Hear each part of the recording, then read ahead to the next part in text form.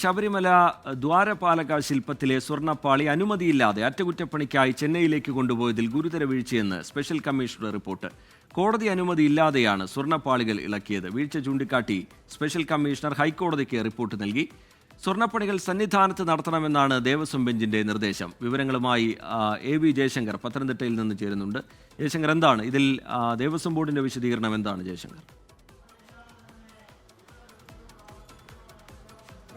ഈ ഓണവുമായി ബന്ധപ്പെട്ട പ്രത്യേക പൂജകൾക്ക് ശബരിമല നട തുറന്നിരുന്നു. ഇതിനുശേഷമാണ് ശബരിമല ക്ഷേത്രത്തിലെ ദ്വാരപാലകളുടെ സ്വർണ്ണപ്പാളി അറ്റകുറ്റപ്പണികൾക്ക് വേണ്ടി അവിടെ നിന്ന് മാറ്റിയത്. ഇതുമായി ബന്ധപ്പെട്ടാണ് ഇപ്പോൾ എന്തായാലും പുതിയ വിവാദം ഉരുത്തിരിയുന്നത്. സംഭവം ഗുരുതര വീഴ്ചയാണെന്ന് ചൂണ്ടിക്കാണിച്ച് സ്പെഷ്യൽ കമ്മീഷണർ ഹൈക്കോടതിയിൽ നിലവിൽ റിപ്പോർട്ട് നൽകിയിരിക്കുകയാണ്.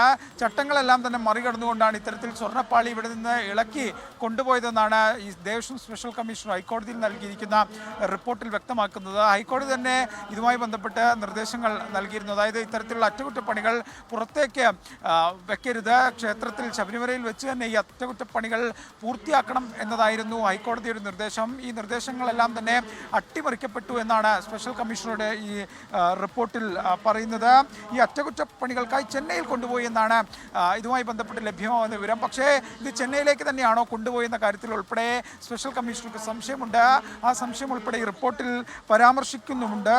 ഈ കേടുപാടുകൾ പരിഹരിക്കാനാണ് ഇത്തരത്തിൽ ഈ സ്വർണ്ണപ്പാളികൾ ഇളക്കി മാറ്റിയതെന്നും അറ്റകുറ്റപ്പണികൾക്കായി കൊണ്ടുപോയതെന്നുമാണ് ദേവസ്വത്തിൻ്റെ വിശദീകരണം. ഇതിൽ ചട്ടവിരുദ്ധതയില്ല.